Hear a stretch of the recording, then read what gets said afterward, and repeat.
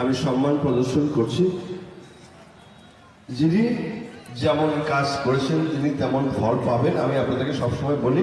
আমি সর্বশেষ কেশবপুর কেন্দ্রীয় কালীবাড়িতে একটি কথা বলে গিয়েছিলাম জানুয়ারি মাসে, আপনারা যারা ছিলেন সেখানে জানেন যে আমাদের সবসময় একটা কথা মনে রাখবেন, অনেকে বোতাম খুলে চলার কথা বলেছেন, আমি আপনাদেরকে অনুরোধ করবো যে না, বোতাম আদৌ খুলবেন না, কারণ বোতাম খুললে ওই বোতাম একসময় বন্ধ করার প্রয়োজন হতে পারে। মাথাটা উঁচু করবেন না, মাথাটা নিচু করেই পথ চলার চেষ্টা করবেন, তাহলে হোঁচট খাওয়ার ভয় থাকবে না। আমি বলেছিলাম কাজী নজরুল ইসলামের সেই বিখ্যাত দার্শনিক গানের উক্তিটি আমি আপনাদেরকে কালীবাড়িতে করে গিয়েছিলাম যে চিরদিন কারো সমান নাহি যায়, আজ যে রাজা ধীরাজ কাল সে ভিক্ষা চায়। এই কথাটা সকলে মনে রাখবেন, সকলের জীবনের জন্য প্রযোজ্য। যিনি আজ রাজা আছেন তার জন্য প্রযোজ্য, যিনি রাজা ছিলেন তার জন্য প্রযোজ্য হয়েছে। আমি শুধু শাহিন ভাইকে একটি কথা অনুরোধ করেই আমার কথা শেষ করে ফেলবো, কারণ সবাই আজান দেওয়ার মাত্র সামান্য সময় আছে।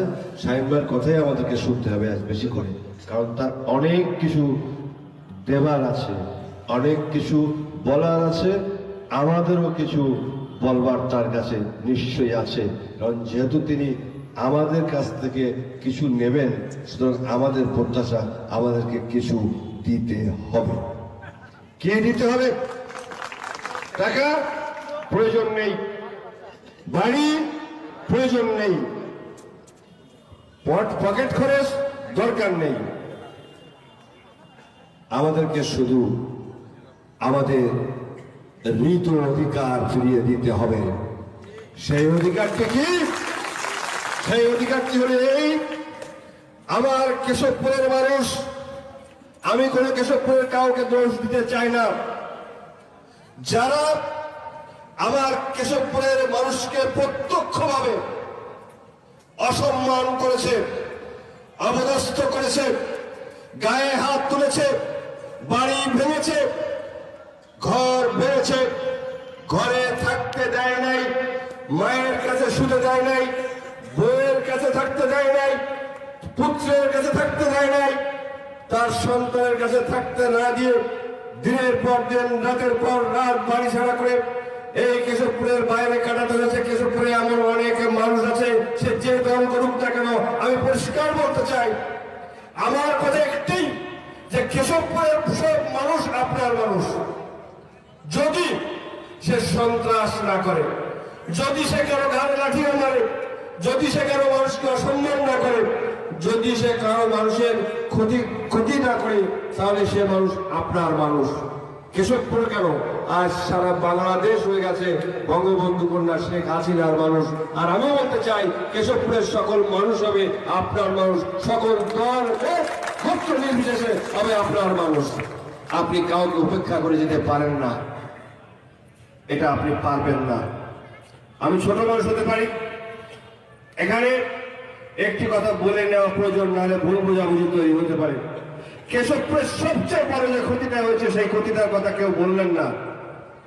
আমি অবাক হয়ে গেলাম, এতজন বক্তৃতা করলেন, কিন্তু কেশবপুরের যে সবচেয়ে বড় ক্ষতিটা হয়ে গেছে গত এক দশকে, সেই ক্ষতির কথাটা কেউ বললেন না, কেউ ভাবলেন না, কেউ হয়তো ভাবেন না। কেশবপুরের আজীবনের লালিত স্বপ্ন, আজীবনের লালিত স্বপ্ন যে সহ অবস্থানের একটি পরিবেশ ছিল কেশবপুরে। কে হিন্দু কে মুসলমান কে কোন দল করে এমনটি ছিল না, একটি ভালোবাসা, একে অপরের বাড়ি যেত, একে অপরের অফিসে যেত। কিন্তু কেশবপুরে কি হলো? কেশবপুরে 2016 সাল থেকে কেশবপুরে এমন একটি পরিবেশ তৈরি হলো, ও রুহুল আমিনের লোক, ওকে ওই পাশে রাখো, ওকে পুলিশ দিয়ে ধরো। ও শ্যামল সরকারের লোক, ওকে ওর বাড়ির সামনে পাহাড়ে বসাও, কে কে ওর বাড়ি যায়।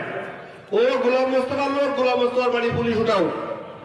এই যে সামাজিক কাঠামো, এই যে সামাজিক পরিকাঠামো কেশবপুরে ভেঙে দেওয়া হয়েছে, এই সামাজিক পরিকাঠামো পুনরুদ্ধার করা অত্যন্ত কঠিন এবং আমি মনে করি জরুরি। কিন্তু বিশ্বাস করি এটা একমাত্র শাহিন চাকলাদারের পক্ষেই সম্ভব। আর কেউ পারতো না।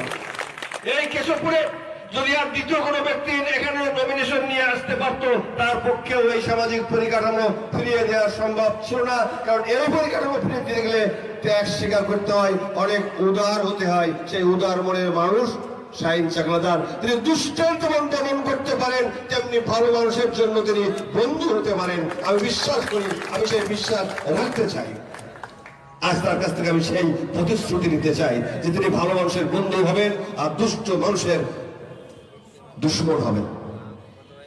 দুষ্ট মানুষের দুশ্মন হয়ে তাকে দমন করবেন, কেশবপুরকে শান্তির জনপদে পরিণত করবেন, স্বস্তির জনপদে পরিণত করবেন। এটা আমাদের আকাঙ্ক্ষা। আর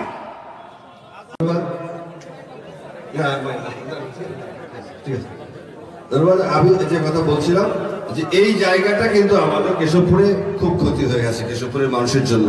রুহুল আমিন সাহেবকে আমরা অনেকবার ইনভাইট করেছি পূজা পরিষদের অনুষ্ঠানে, বাইলাডাঙ্গা দেবালয়ে উনি আসতে পারেননি সব কটা। মোস্তফা তো বাড়ি থেকে বের হতেও না, আমার মনে হয় মোস্তফা এখান থেকে ঢাকার গাড়িতে উঠতো এবং ঢাকা গিয়ে এসে থাকতো। মেয়র রফিক যেহেতু মেয়র, তাকে না টালতন্ত করে মোটামুটি একটা অবস্থা বজায় রেখে পথ চলতে হয়েছে। আমার চেয়ারম্যানগুলোর অবস্থা সব এক। তো এই যারা এরকম করেছেন তাদের উদ্দেশ্যে আমার কিছু বলার আছে। আমি শ্যামল সরকার কিন্তু চুপ করেছিলাম না, আপনারা দূর থেকে হলো শুনেছেন। এই ময়দানেই আমরা সমাবেশ করেছি, আমরা কিন্তু প্রতিবাদটা করেছি। তো যে মানুষ প্রতিবাদের ভাষা হারিয়ে ফেলে সে তখন কিন্তু আর মানুষ। তো কেশবপুরের মানুষের এমন একটা অবস্থা হলো যে কি হলো, যে প্রতিবাদের ভাষা সব যেন বোবা হয়ে গেল। কেশবপুর মানুষ একেবারে নিথর নিস্তব্ধ শ্মশানের মতো অবস্থা, এমন একটা অবস্থায় চলে গেল। এই অবস্থা থেকে আপনি শাহীন ভাই যত সহজ মনে করছেন, এত সহজ জায়গায় আপনি আসেননি। আমি আপনাকে পরিষ্কার বলছি, আমার কাছে খুব, আপনার কাছেও নিশ্চয়ই খারাপ লেগেছে কি ভালো লেগেছে আমি জানি না, তবে আপনাকে আমি যতটুকু জানি কাছ থেকে দূর থেকে, খারাপ লাগারই কথা। আমার খুব খারাপ লেগেছে 21শে ফেব্রুয়ারি রাতে আমি ঢাকার বাসায় বসে একটি ছবি দেখছিলাম। যেদিন মনোনয়ন বোর্ডের মিটিং চলছে সেই সময়ও কেশবপুরে যাদেরকে নিয়ে উন্মত্ততা চলছে, একেবারে উন্মত্ততা, আমি লাইভ দেখছি। গাজী আমাদের সাইড গাজী আছে, সে লাইভ দেখাচ্ছে। কি এমন হয়ে গেল যে 21শে ফেব্রুয়ারি তাদের পাশে কেশবপুরে এতদিন থাকলেন, দুজন লোক গেলেন না কেন? এত বিমান তো আপনাদেরকে নিয়ে শাহীন চাকলাদার কিভাবে পথ চলবে আমি তো বুঝতেছি না। আবার শাহীন চাকলাদার সিয়ার যখন ছাত্ররা তখন তো আপনার তাই করেন নাকি? তাহলে কেশবপুরের মানুষ হিসেবে এটা আমাদের লজ্জা, বেদনা। এত ভয় কেন, কিসের ভয়? আপনি যাকে ভালোবাসেন যদি বিনিঃস্বার্থ ভালোবাসতে পারেন তাহলে আপনার এই লজ্জা থাকতো না, তাহলে আপনার এই ভয় থাকতো না। আপনি নিঃস্বার্থ ভালোবাসতে পারেননি বলে, স্বার্থের মোহে ছুটেছিলেন বলে সেদিন 21শে ফেব্রুয়ারি রাতে ওই অবুঝ সন্তানদের পাশে কেউ ছিলেন না। এই কাজটা ভালো হতে পারে, আপনার অনেক কারণ থাকতে পারে। কি শাহীনের কাছে তার জন্য অনেক ভালো হয়ে যাবেন এটা ভেবেছেন? নির্বোধের দল সব। শাহীন চাকলাদার হলো রাজনীতি করতে করতে এখানে আসছে, বিরোধী দলে থাকতে থাকতে সরকারি দল হয়েছে। আমরা যেমন বিরোধী দলে রাজনীতি করছি, আর তোমরা যারা সরকারি দলে এসে রাজনীতি করতেছো, একরকম হবে না, ভাবনা একরকম হবে না, মিলবে না। আমাকে এক জায়গায় যে জানতে চাওয়া হয়েছিল আমার কাছে শাহীন চাকলাদার সম্পর্কে, সাংবাদিকরা সবসময় তার সম্পর্ক নানারকম বলে। আমি বলেছিলাম যদি রাজনীতি বাঁচাতে চান, সংগঠন বাঁচাতে চান, 1913-14 সালে 2013-14 সালে যে তাণ্ডব চলেছিল সারা বাংলাদেশে, সারা বাংলাদেশ থেকে আওয়ামী লীগ কোথাও নাই। পুলিশ ছাড়া আর কেউ ছিল না মাঠে, প্রশাসন ছাড়া কেউ ছিল না, সারা বাংলাদেশে ছিল না। একমাত্র ব্যতিক্রম ছিল যশোর সদর। যশোর সদর একমাত্র শাহীন চাকলাদার টায়ার চালিয়ে আগুন জ্বালিয়ে প্রতিবাদ করেছিল। আমি সেই চিত্রের কথা তাদেরকে বলেছিলাম। আমি তার এই সাহসিকতার প্রশংসা অবশ্যই আমি করি, কিন্তু শাহীন ভাই আশঙ্কার কথা কেউ বলে যায়, কেউ বলবে না, কারণ অনেকের অনেক রকম চাওয়া পাওয়া থাকতে পারে। আমার কোনো চাওয়া পাওয়া নেই। গত 2016 সাল থেকে আমার কোন মন্দির, কেশবপুরের কোন মন্দির এখানে বলতে পারবে না যে তারা কোন সরকারি অনুদান যা পার্লামেন্টের মেম্বারের মাধ্যমে আসে তা পেয়েছে। একটি অনুদান দেওয়া হয় নাই। আমার কেন্দ্রীয় কালীবাড়িতে, যেটা আমাদের কেন্দ্রীয় কালী মন্দির, সেই কালী মন্দিরে 10টি টাকা দেওয়া হয় নাই। বলা হয়েছে এখানে সব বড় লোকের বসবাস, তারা দিক, এত মন্দির দিয়ে কি হবে। আমি প্রতিবাদ করেছি এবং আপনি পরিসংখ্যান নিয়ে দেখবেন প্রায় অফিস থেকে 2016 সাল থেকে এখানে আমার চেয়ারম্যান সাহেবরা আছেন, তারা সাক্ষী। যদি আমি মিথ্যা বলে দাঁড়িয়ে বলতে পারেন, আমার কোনো অসুবিধা নেই। আমার কোনো রাগ দেশ নেই, আমার কোনো হিংসা বিদ্বেষ কিছু নেই, কারণ আমার পথটাই ভিন্ন। 2016 সাল থেকে সামান্য কিছু মসজিদে বোধহয় কিছু অনুদান দেওয়া হয়েছে, তাও চেয়ারম্যান সাহেবদের নিতান্ত মানে হাত পা ধরাধরি কারণ। এছাড়া মন্দির একটি অনুদান পায়নি।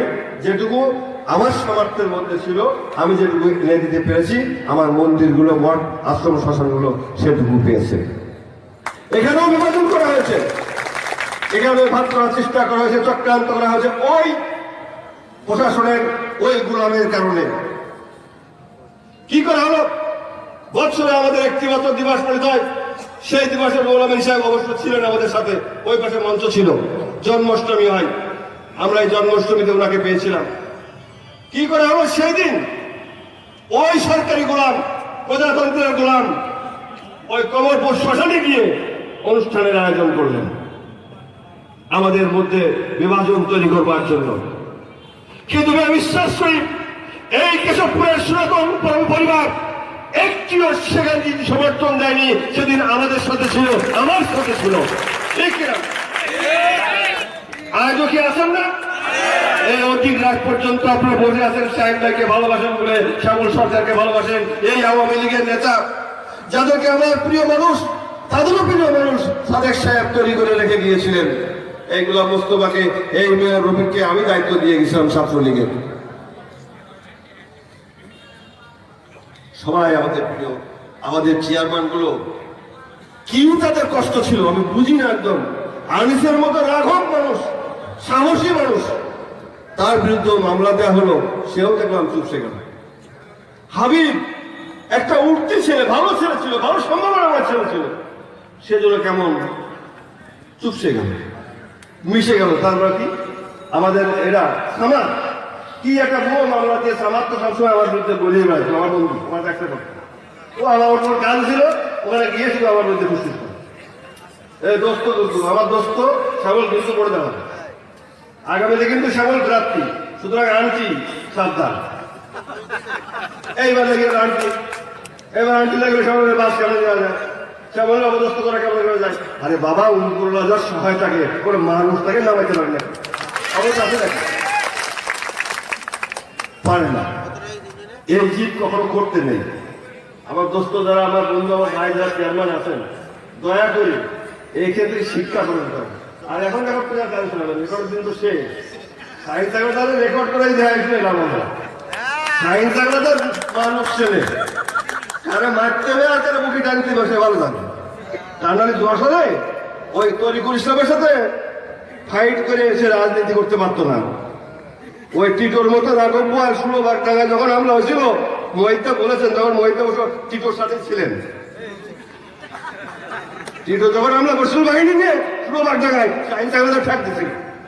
আর কোনো ব্যক্তি অনেকে ছিলেন না। ওই তো রহমান সর্দার ছিলেন, তাদের সাথে আমরা রাজনীতি করছি, অসম সাহেব ছিলেন। ওই তো ব্যাপার না, কিছু মনে করেন না, রাজনীতির ব্যাপার তো অনেক সময় কাজ করা লাগে।